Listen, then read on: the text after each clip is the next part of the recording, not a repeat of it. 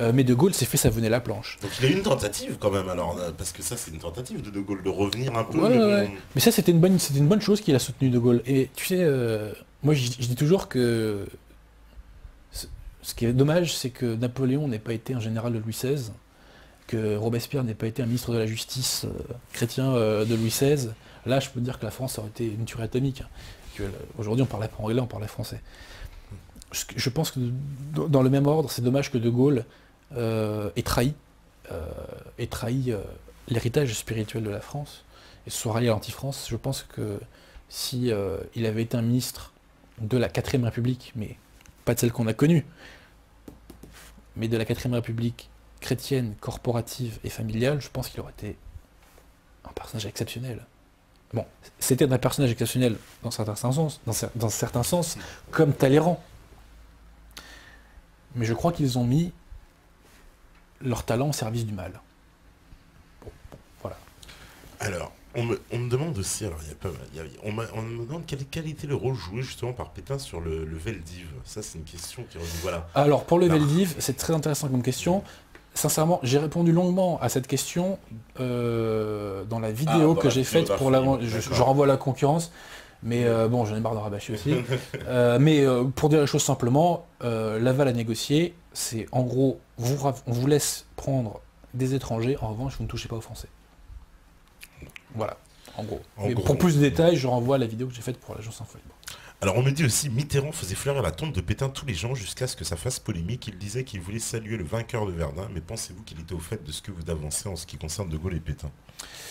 Alors, il y a un livre très intéressant que j'ai lu il y a des années de ça, et avant que je devienne anti-gaulliste, entre guillemets, qui a été écrit par Georges-Marc Benabou. Ah, le fameux. Ouais, non, mais il a écrit un livre vraiment très très bien. Je l'avais lu à l'époque, tu vois, je révisais le barreau. Je l'ai lu à la bibliothèque municipale à laquelle je révisais.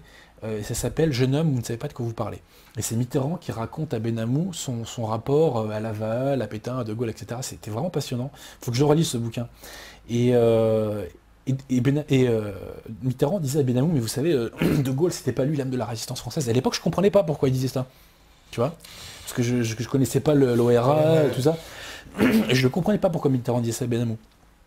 Et enfin, faut que je relise ce livre. Mais je pense que Mitterrand, qui lui aussi avait une culture catholique, savait très très bien, il savait très très bien, Mitterrand, que qui était véritablement Pétain. Et Pétain a sauvé la France, on oublie un peu de le dire, à Verdun d'une part, sachant qu'à Verdun, après, il y a Nivelle qui lui a succédé pour une partie de la bataille, mais surtout, il a sauvé la France en 1917, Pétain. C'est-à-dire que il y a eu de très grands troubles dans l'armée française, tu sais, les mutineries. Les Français ne voulaient plus se battre, ils ne comprenaient pas pourquoi on les envoyait dans des offensives qui ne servaient à rien. Et c'est Pétain qui a redressé le moral des troupes. Et j'ai découvert un livre il n'y a pas longtemps, à la librairie Facta, pour qui je fais de la pub, parce que j'achète parfois certains de mes bouquins chez eux. La librairie d'Emmanuel Ratier. Je viens de me cramer. Ouais. Mais ils ont des très bons bouquins, donc il faut le dire. Et j'invite les gens à aller jeter un petit coup d'œil à l'occasion. Le général Spears, le fameux général Spears qui avait chopé De Gaulle le 16 juin au soir pour lui dire tu viens avec nous, a écrit un livre qui s'appelle De Gaulle-Pétain, deux hommes qui ont sauvé la France.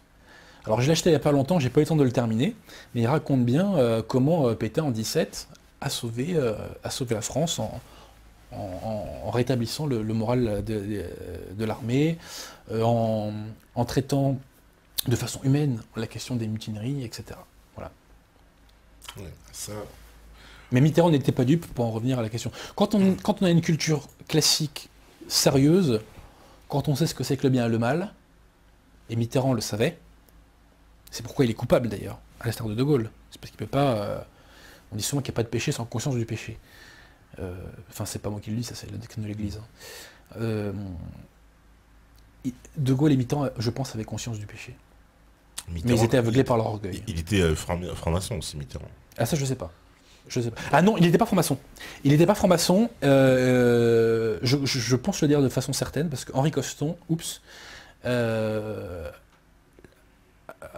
évoqué dans un livre que j'ai pas en tête là, qu'en fait, il s'était pointé pour une initiation, et il y a quelqu'un qui a ressorti les casseroles de la francisque. Et après, on a dit, ah non, pas de ça ici, tiens, comme par hasard. Et donc, au revoir, quoi. Ah ouais, parce qu'il a fait quand même une bâtir des Mais monuments. je vais te dire, ouais. qu'il ait le tampon franc-maçon ou pas, on s'en fout. Oui. Ce que je note, c'est qu'il a promu un logiciel intellectuel qui est celui de l'anti-France. Après, qu'il ait le tampon de franc-maçon, je veux dire, on s'en fout presque. Tu vois. Ce qui compte, c'est que...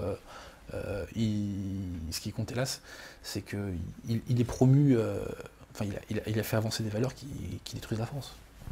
Il y a une autre question. Alors voilà, on me dit, je voudrais savoir si vous avez rencontré des anciens résistants communistes. Je peux vous garantir qu'un proche ancien résistant communiste est ulcéré de la transformation de l'histoire. Les collabos étaient la bourgeoisie locale de droite qui sont subitement devenus résistants à la libération. Connaissant son récit, je peux répondre et même donner des noms de collaborateurs notards de droite qui n'ont pas été inquiétés en se convertissant à la fin de la guerre. Mais bien évidemment. Pour rappel, il y a eu très peu de résistants de droite et d'extrême droite. Je vous mets au défi de trouver une liste de plus de 500 noms résistants de droite en 1940. En retour, je vous ferai parvenir une liste de 5000 collabos notoires. Alors là, il a très mal joué dans le sujet, puisque en 1940, il n'y a pas de résistance de gauche. En 1940, la résistance, c'est quoi? C'est le colonel Groussard, Cagoulard. C'est Lustonelaco, Cagoulard. Paul Dingler, Action française. La résistance qui est à De Gaulle, De Wavrin, Cagoulard. Colonel Rémy, Cagoulard. La résistance de gauche n'existe pas en 1940. Donc au lieu de faire le malin, faut se renseigner. Et aller au fait. Qu'il y a eu des collabos de droite, bien entendu. Ah bah, voilà, mais voilà, et sachant les 500 des résistants, c'est complètement con. Moi, je donne-moi 5 noms de résistants de gauche en 1940. Ouais. Bref. Donc, d'ailleurs, Dominique Vénère, dans son histoire de la résistance, un chapitre qui s'appelle, je crois, Résister à l'ombre de Vichy, qui explique bien, voilà. D'ailleurs, c'est pareil, Général Colson, Végan, les prémices de l'ORA, Picandard, enfin, ils étaient tous de droite, même, pardon, d'extrême droite. Hein. Je sais que c'est pas bien de le dire, mais voilà, donc ça me fatigue, ça. Allez au fait. Voilà, allez au fait. Alors, on me dit aussi, voilà, Monsieur Adrien Brosier a-t-il une idée concrète et pragmatique pour reprendre le pouvoir afin de parvenir à instaurer une authentique nation française? J'en ai beaucoup, mais sincèrement, c'est pas le sujet de ce soir. Ah bon, ben voilà, on en reparlera. On promet, on en reparlera. Mais c'est la question de la prise du pouvoir est capitale. Bon bah voilà, on en reparlera en fait. Hein. Ouais. Alors, on me dit aussi, est-ce que l'ultra-diabolisation et les déformations de l'histoire de la doxa ne viennent pas du fait que Pétain était pour un retour à une certaine tradition? D'ailleurs, tous les dirigeants prônant le retour à la tradition sont diabolisés. Bah oui, tout à fait. Quand on consacre la France au cœur immaculé de la Vierge, ça s'appelle pas l'anti-France. Hein. Ça s'appelle pas l'anti-France. Quel acte plus beau? J'aimerais qu'on le dise, quoi. Quel acte plus beau que de consacrer la France au cœur de la Vierge? C'est... Bref. Ouais. Alors, qu'est-ce qu'on me dit encore 68 n'est pas plutôt une conséquence du rapatriement de l'or de la France suite au futur abandon du dollar en 71? Ça a pu jouer, hein. Peut-être que les Américains ont... Sincèrement, ça a pu jouer, mais je n'ai pas creusé la question 68 énormément. Enfin, pas sous cet angle-là. C'est possible, mais là, je ne me prononce pas. Mais le fond du problème de 68, c'est pourquoi la gauche est aussi puissante. Et j'y reviens, elle est aussi puissante parce que De Gaulle lui a donné les clés en 1944. Alors justement, tiens, par rapport à De Gaulle, c'est vrai, De Gaulle, il a voulu rétablir la monarchie. Non. Alors ça, c'est un mythe. De Gaulle, c'est un mythe, ça, parce que voilà, on me le dit, oui, il aurait voulu rétablir la monarchie. Alors ça, c'est une question très intéressante. Voilà. C'est très intéressante. De Gaulle a eu une correspondance avec le comte de Paris, Orléans. Ouais. Eh bien, moi, je le dis, je préfère la République aux Orléans. Voilà. Parce que la République, c'est la République des Lumières. La République qu'on a connue, c'est la République des Lumières, mais les Orléans, c'est la monarchie des Lumières. Il n'y a pas de différence de fond entre la monarchie du Juillet et les républiques qui ont suivi. Et le régime que voulait faire Pétain était une république, mais l'esprit qui reposait sur l'héritage spirituel de la France était plus proche de la monarchie que la monarchie du Juillet, qui a le nom de monarchie, qui a un roi à sa tête, mais l'esprit philosophique qui l'anime était la philosophie des Lumières. Donc moi, je suis plus Philippe que Louis-Philippe. Donc, ça c'est intéressant, c'est vrai que De Gaulle on a souvent dit il avait rendu s'il avait remis un Orléans en pouvoir, ça aurait été une casserole de plus à son actif. Ouais, donc parce que ça aurait été dans la continuité, donc ouais, voilà, ouais. Ok, pas de vraie rupture.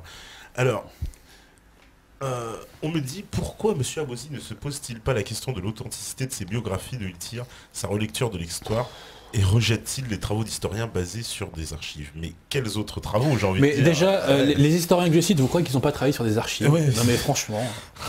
Ça, mon cher fatigant. Géronimo, ouais, c'est pas une... Quand je cite, écoute, mon cher Géronimo, renseigne-toi. J'ai envie de te dire, je te cite les évangiles à nouveau, cherche et trouve. Cher Géronimo, tu cherches et tu trouves. Qui était Henri de Kérélis? Quel intérêt a-t-il à mentir? Pourquoi Bachler Stucky, ambassadeur, aurait intérêt à mentir? Est-ce que Dominique Vénère, qui a fait son travail sur la résistance, ment? Est-ce qu'il invente des faits? Est-ce que Robert Aron ment? Est-ce qu'il invente des faits? Est-ce que Paul Baudouin ment? Est-ce qu'il invente des faits? C'est comme ça qu'il faut raisonner. Et puis c'est des gens différents, on va pas dire qu'ils Est-ce appartiennent que tous au Raoul même moule. Hilberg ment? Est-ce qu'il a inventé des faits? Bref, franchement, c'est fatigant ce genre de questions. Ouais, En gros, toutes les sources qui viennent du système sont bonnes, par définition, et celles qui sortent de la doxa sont mauvaises, c'est fatigant, quoi. Moi, ce qui m'intéresse, c'est les faits. Vérifier si les faits que j'évoque sont vrais ou faux. Ouais. Point. La question de l'étiquette, je m'en tape. Les faits et rien que les faits. Alors, il y a une question intéressante de Max No, il me dit Adrien, as-tu lu La guerre des trois fous de Bernard Fay, qui fut un proche collaborateur Bernard Fay, qui fut un proche collaborateur de Pétain. Très intéressant, ce fut lui qui fut en charge de récupérer les archives maçonniques. Oui, j'ai lu d'ailleurs son truc sur les archives maçonniques, je dirais pas qu'il me l'a prêté, je vais pas le compromettre. Mais j'ai lu son truc sur les archives maçonniques, c'est intéressant, mais c'est pas non plus méga excitant, quoi. Ceci étant, Bernard Fay, j'ai lu quelques bouquins de lui. Il a écrit un bouquin sur Louis XVI qui est vachement bien. Je recommande le Louis XVI de Bernard Fay. C'est écrit avec un style magnifique. J'ai pas lu La guerre des trois fous. Je ne l'ai pas lu, donc je ne peux pas me prononcer dessus. Mais c'est un auteur que je vais creuser parce que le peu de choses que j'ai lu de lui est écrit dans un français exceptionnel. Vraiment un très beau style. Et le fond de ce que j'ai lu pour l'instant, après je me prononce pas sur le reste de son œuvre, mais ce que j'ai lu pour l'instant de lui, son bouquin sur Louis XVI, et un autre bouquin qu'il a fait qui s'appelle La franc-maçonnerie et la révolution du XVIIIe siècle, me semble-t-il, j'ai beaucoup en souvenir le Louis XVI qui m'a marqué, l'autre là je l'ai un petit peu moins, mais il me semble que ça va dans le bon sens, quoi. Alors, on me dit aussi, alors, un mot sur le SAC qui effectuait les sales besognes du parti gaulliste. Sur le SAC, service d'action. Je connais pas en détail le SAC, donc c'est le truc fait par Pasqua, c'est une milice officieuse, quoi, de barbouzards, quoi, plus ou moins. C'est un peu le principe de la milice, quand même, non? Non, quand même pas, faut pas exagérer. Encore que, quand on creuse, mais je vais te dire, là on sort de la période 40-44, j'ai pas autant creusé, mais il y a quelqu'un qui pourrait évoquer ça de façon peut-être un peu plus intéressante, c'est René Rionnier. J'invite les gens à lire son livre qui s'appelle Réquisitoire contre le mensonge, un bouquin anti-gaulliste.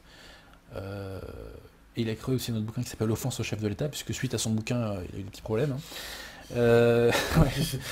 Mais j'aime bien ces mecs-là. Franchement, ils ont des blondes, quoi. Et, chapeau. Alors, qu'est-ce qu'on me dit encore pourrais-tu parler des JOFTA et que penses-tu du PPF, Parti populaire français, décrit comme collaborationniste? Alors, JOFTA, je vois pas ce que c'est.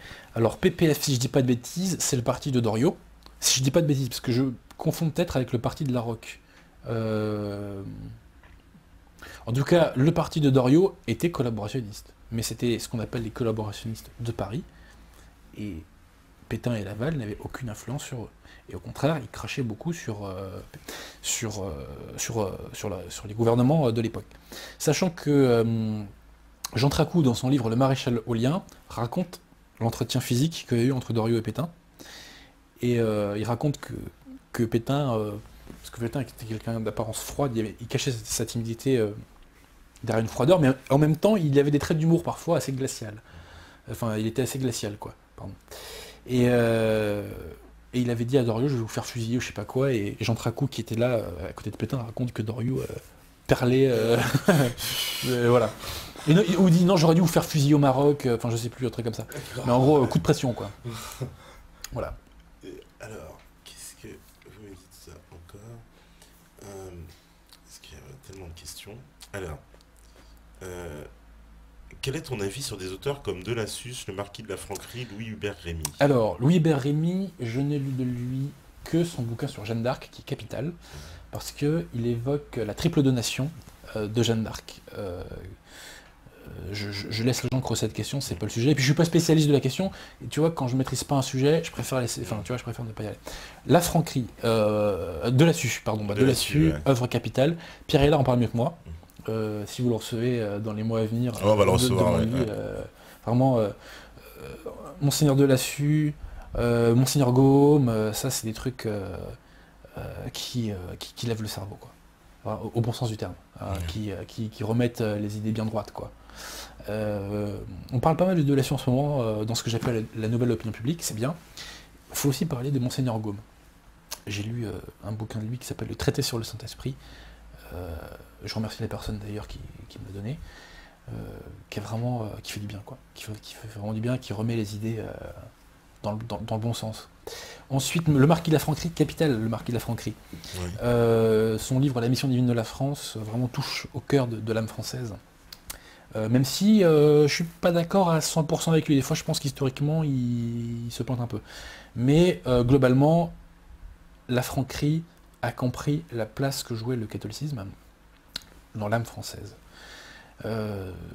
Et son message, c'est que si la France n'est pas fidèle à la croix, elle se fait châtier.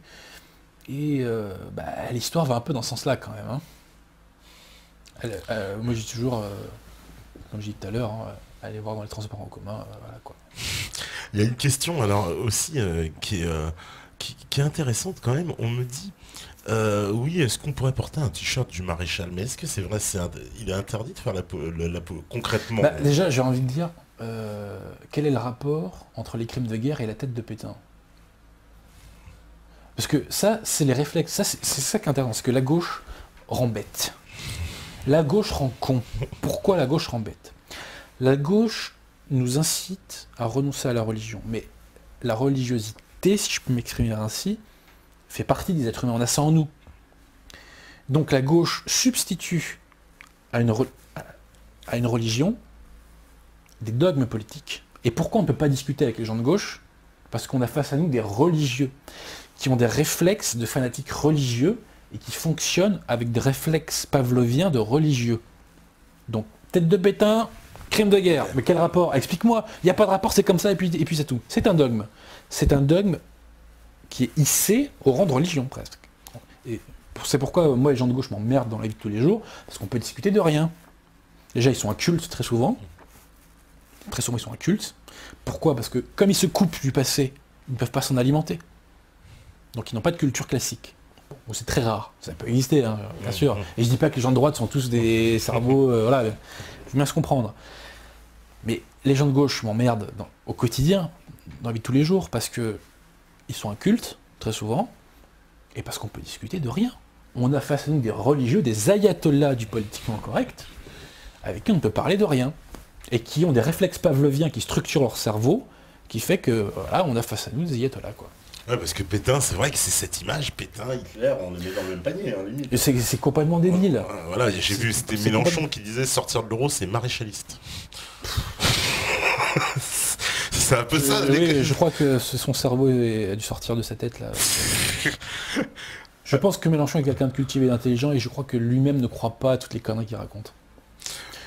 Voilà. Et on me dit, est-ce que c'est vrai est-ce que Louis-Ferdinand Céline est victime encore de nos jours du mensonge que vous dénoncez? Alors, je vais vous dire, Céline, je connais pas le dossier Céline très bien, donc j'ai pas envie de me lancer dessus. Ce que je peux dire, c'est un écrivain. Tout le monde trouve qu'il est génial. Peut-être l'est-il. Moi, sincèrement, c'est pas la littérature que j'aime, quoi. En termes de style, le point d'exclamation de 3 petits points, ça me gonfle. D'ailleurs, une petite anecdote personnelle qui finira un jour dans un roman que j'écrirai.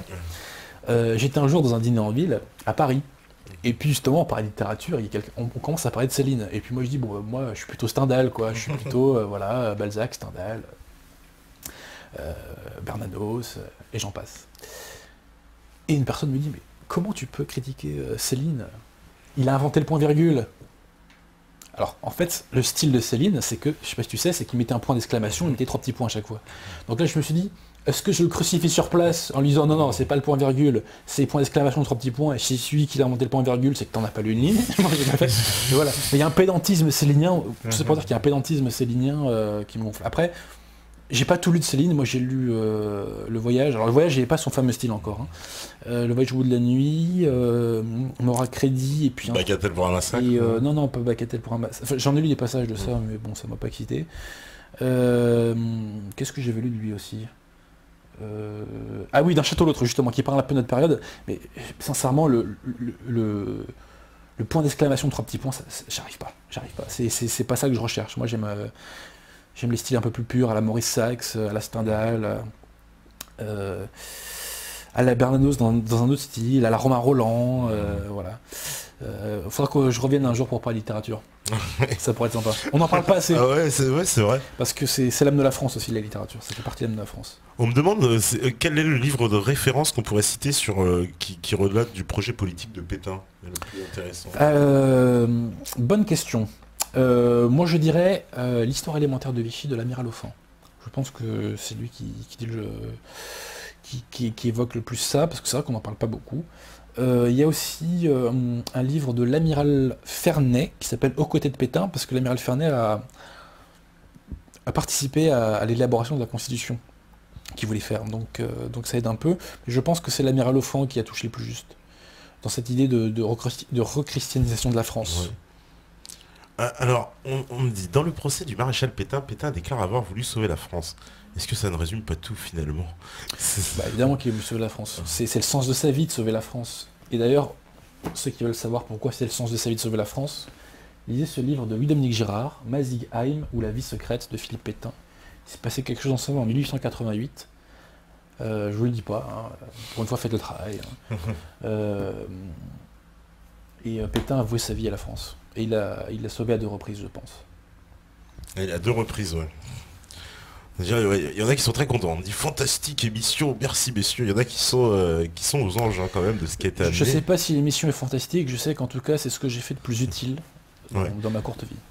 Alors, dans notre bien-pensance, notre doxa, il est tout à fait normal de penser que la monarchie française, donc quasiment tous les rois, étaient de mauvais tyrans. Est-ce la réalité ou cette idée vient de la première libéralisation de 1789, lorsqu'on évoque le roi son à lui, très pieux, humble, généreux avec son peuple, difficile de cracher dessus.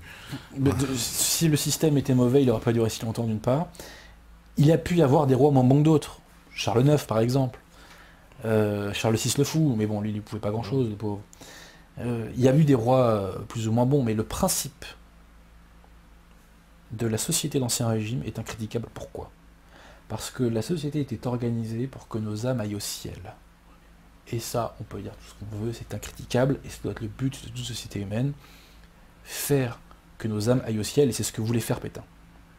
C'est ce que voulait faire Pétain. Il voulait des sociétés où les individus regardent un peu plus vers le ciel. Donc il y a pu y avoir des hommes mauvais qui ont incarné ce principe, parce que la nature humaine est ainsi faite, mais le principe est bon. Et le principe était incritiquable. Voilà.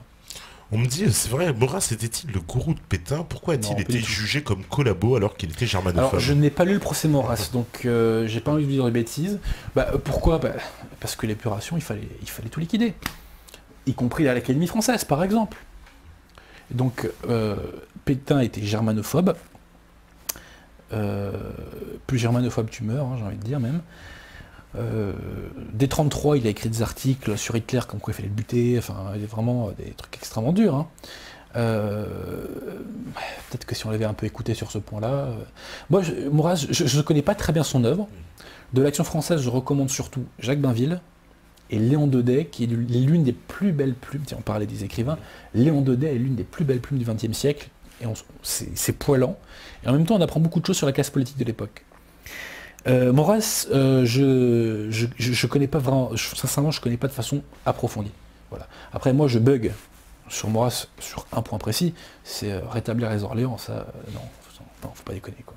Après, je ne jette pas toute son œuvre parce que je ne la connais pas. Donc, voilà. Alors, qu'est-ce que vous me dites? Que pense Adrien du rôle de Jean Moulin dans la Résistance et son rapport à De Gaulle? C'est vrai ça, on a pas évoqué. Jean Moulin a voulu unifier la Résistance, il a voulu créer le CNR, il a voulu unifier les mouvements... Il était envoyé par De Gaulle pour ça? Oui, bien sûr. Ça, hein. Oui, parce que De Gaulle, en 1943, la Résistance s'est ralliée à De Gaulle en 1943 parce que les Anglais ont subordonné la fourniture d'armes au ralliement à De Gaulle. Exactement. Donc Jean Moulin a fédéré les mouvements de zone sud et de zone nord en un seul truc qui s'appellera le CNR. D'ailleurs, j'invite les gens à aller voir le nom des mouvements qui se sont ralliés au CNR, et je leur demande de chercher un mouvement qui a été initié à la base par le gaullisme. Ils n'en trouveront pas. En revanche, ils en trouveront un qui s'appelle l'OCM, l'Organisation Civile et Militaire, qui a pour origine le réseau Hector, qui a été financé par les services de renseignement de l'armée de l'air, qui eux-mêmes étaient financés par les fonds secrets donnés par Pétain. Le général Bergeret qui s'en occupait en parle mieux que moi. Sachant qu'à la tête de l'OCM, initialement, il y avait un facho, d'extrême droite, cagoulard, collabo, le général Hortho, qui était tellement collabo qu'il s'est fait déporter d'ailleurs en camp de concentration. Voilà, donc dans le CNR, il y avait 7 organisations, si je ne dis pas de bêtises, à la base. Il y avait l'OCM, ceux de la Libération, Libération Nord, ceux de la Résistance, Combat, Libération Sud, et les Francs-Tireurs, qui n'étaient pas les cocos. Je dois oublier des trucs ou je dois m'être trompé, mais en gros, j'invite les gens à aller voir le nom de ces organisations, et ils ne trouveront pas d'organisations résistantes qui ont été impulsées par De Gaulle. Et pour cause, il n'était pas là. Alors il y a une question, c'est vrai, qu'on nous a souvent posée, concernant le décret Crémieux. Pétain aboli et que De Gaulle a rétabli. Est-ce une raison de politique interne à la résistance ou était-ce pour avoir un soutien de puissants régions étrangers afin d'asseoir sa future prise de pouvoir? C'est vrai, on se pose la question. Je relis les trucs. Il abolit des Crémieux, ça ok. Oui, voilà, le décret Crémieux a été aboli par Pétain, puis rétabli par De Gaulle, et puis il se demande pourquoi De Gaulle il l'a rétabli. Alors, il y en a qui disent immédiatement pour remettre le statut des Juifs. Ce que je peux dire, c'est que sur l'abolition des décrets Crémieux, je pense que si les Allemands étaient partis et que Pétain était resté au pouvoir, il l'aurait plus ou moins rétabli, je pense. Rappelons-nous la circulaire de Darlan de réintroduction progressive des Juifs dans la vie nationale, dans la communauté nationale, pardon. Donc je pense qu'il aurait fait ça autrement, mais d'ailleurs, ce qu'il faut savoir, c'est que l'abolition du décret Crémieux a valu une très grande popularité, de Pétain auprès des Maghrébins. Ils aimaient beaucoup Pétain pour ça. Je sais pas pourquoi. Mais ce qui est vrai, c'est que le représentant des communautés juives d'Afrique du Nord, qui s'appelle Monsieur Alexandre, s'est rallié à De Gaulle sur cette question-là. Là, j'ai pas le truc en tête précisément. Il y a une histoire comme ça, comme quoi Monsieur Alexandre s'est rallié à De Gaulle à ces conditions-là. On peut le comprendre, de ceci étant. Voilà. Donc, alors, on nous dit, Adrien peut-il nous transposer des hommes publics, voire politiques de notre temps, avec des hommes d'avant et durant la guerre qui étaient l'équivalent de Valls Hollande de BHL, par exemple? Oh, bah, des collabos, vous savez, on en trouve à toutes les époques. Ouais, c'est ce que j'ai envie de dire, on en trouve beaucoup, là. Bah, les principaux collabos de l'époque, c'est des gens comme Marcel Déat, comme Jacques Doriot, qui est de la gauche, d'ailleurs, petite parenthèse, ils sont tous de la gauche. Il y a Darnan, mais le cas Darnan est un peu plus compliqué. Philippe Henriot, qui pourrait-on citer encore comme collabo, qui on pourrait citer comme pur collabo. Il y a Benoît Méchain, le ministre Jacques Benoît Méchain.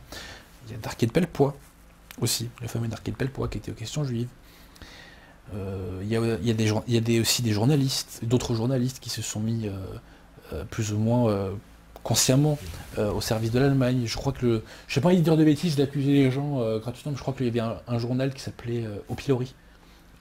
C'est dommage qu'ils aient souillé ce nom, parce que franchement, je trouve qu'il tape, le nom Au Pilori, ça peut être sympa quand même. Bref. Voilà, donc voilà quelques noms. Et comment dire, on me dit aussi, finalement, Pétain est moins aussi courageux que De Gaulle, puisqu'il est resté sur place défendre la France, alors que l'histoire l'a toujours traité comme un lâche. Parce que c'est vrai qu'on s'étonne, on se dit, il est quand même, s'est sacrifié un peu, Pétain. Mais je vais faire ricaner les gens. Il y a une petite dimension christique quand même. Même, je vais peut-être surprendre un petit peu chez Laval.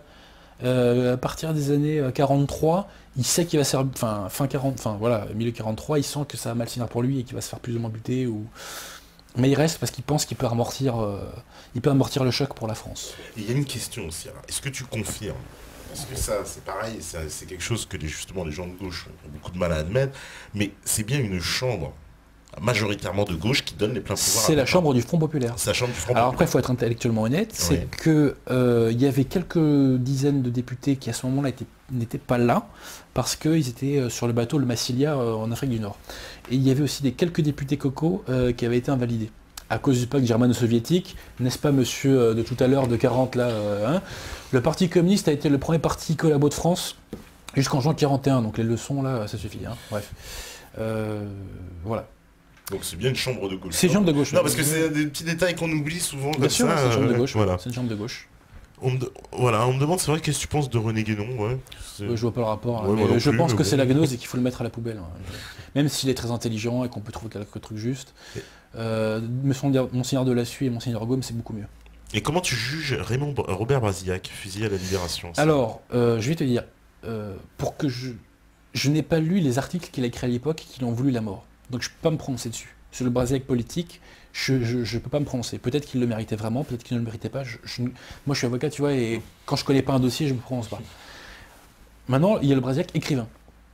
Sincèrement, le Brasillac écrivain, il a un très beau style. Alors après, ce qu'il a écrit, ça me gonfle un peu. Comme le temps passe, les 7 couleurs, ça m'a un peu gonflé. Par contre, il a écrit un roman que je trouve très bien, qui s'appelle La Conquérante, qui se passe au Maroc, et vraiment très bien. Mais Brasillac avait vraiment un très beau style, une très grande sensibilité dans son style. Et on peut parler de Robatet aussi. Ouais. Robatet, qui était, je pense, un sale bonhomme politiquement parlant, mais qui, en termes de talent littéraire, il a écrit un roman qui s'appelle Les Deux Étendards, 1200 pages, mais qui est sublime. En termes de style, en termes de profondeur. D'ailleurs, il l'a écrit quand il était au travaux forcés en partie. C'est un des plus grands romans français du XXe siècle. Et pour moi, c'est le dernier grand roman français. Alors, une petite conclusion, puisqu'on arrive à la fin. Voilà, on me dit, une classe de 3400 élèves, chapeau bas quand même, oui. Là, en fait, clairement, j'ai envie de dire, tu as soulevé un lièvre, là, quand même, sur cette affaire de Pétain. J'ai voulu mettre une petite balayette à la Ve République, qui a fait tant de mal à la France. La Ve République, c'est l'ère du châtiment. Parce que moi, il y a des personnes, des contradicteurs, je ne vais pas les citer pour pas encore les mettre plus mal à l'aise qu'ils pourraient l'être, mais qui me disaient, oui, je mais vois pas du tout que tu parles. Ces débats-là ont eu lieu dans les années 50, et justement, toi, tu n'étais pas né, tu n'as pas pu les connaître. Je dis, bah oui, je suis désolé, mais... Et puis j'ai envie de dire, et alors? Oui. Et alors? Il y a des querelles théologiques qui ont lieu il y a des siècles, et elles sont encore d'actualité. Et est-ce que tu penses pas, justement, ma dernière question, que finalement, là, j'ai envie de te dire, est-ce que cette bataille-là que tu nous as décrite, puisque, pour en revenir au cœur... C'est une bataille entre la France et l'anti-France. Voilà, elle n'est pas terminée, en fait. Mais elle n'est surtout pas terminée. Et elle sera terminée quand des patriotes authentiques seront au pouvoir. Et quand on aura foutu cette gauche aux chiottes et qu'on aura tiré la chasse 10 fois. C'est la bataille, le clivage véritable qui traverse la société française, qui n'existe plus dans l'échiquier politique français, puisque tout l'échiquier politique français actuellement, de l'extrême gauche au FN, est à gauche. En gros. Même si le FN, il y a une petite pulsion de droite de temps en temps, mais globalement, il a un logiciel qui est fondé sur les Lumières.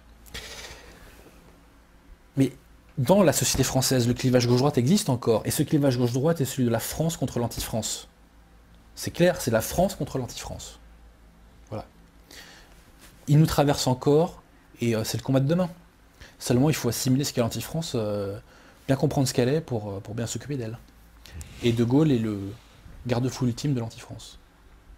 Et voilà, je pense que ce sera une belle conclusion. En tout cas, merci Adrien d'être venu encore pour ce round 2. Et c'est moi qui remercie Meta TV surtout. Et puis peut-être que Pétain nous remercie à titre posthume. Oui, ça fera pas plaisir à tout le monde. Et je dédicace cette émission au harki et aux descendants de harki.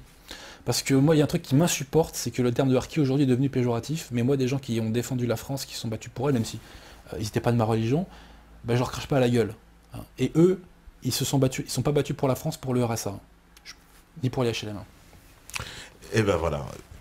Au moins les choses sont dites. Donc petite dédicace. Big up pour Didier. Big up. Voilà. Ah putain, grosse dédicace. Non, mais, en tout cas, merci beaucoup d'être venu. Je pense que il y aura encore...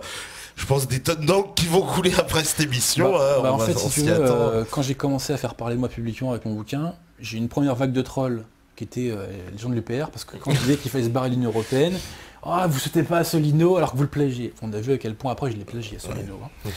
Ensuite, deuxième vague de trolls, c'est ce que j'appelle, les soralo-maghrébins, tu vois, qui... les soralo-maghrébins me reprochent de me sentir plus français que palestinien, tu vois. C'est leur droit, mais moi, mon droit, c'est d'être français. Bon. Et la troisième vague de trolls, Et bah les gaullistes. Et les gaullistes, maintenant, ça voilà, tu vas avoir des gaullistes aux fesses. Mais, voilà. bon, je crois que c'est pas bien grave tout cela. Il y a eu des croix bien plus lourdes à porter. Bon, bah, en tout cas, le combat continue. Voilà, on me dit merci pour cette émission, merci. Voilà, il y a beaucoup de gens, en tout cas, je pense, qui ont apprécié derrière. Alors, je vous dédicace tous, Grace, Mantas, Georges Opossum, Néphis, Colia, Dr Guzman, Vladjo, Caf Marron, Igabiva, Max No, QSR, Omarlen, Georges Pipo, etc. Ben, merci à vous voilà, de nous suivre. Merci à Steph à la régie et les autres aussi qui étaient là tout à l'heure.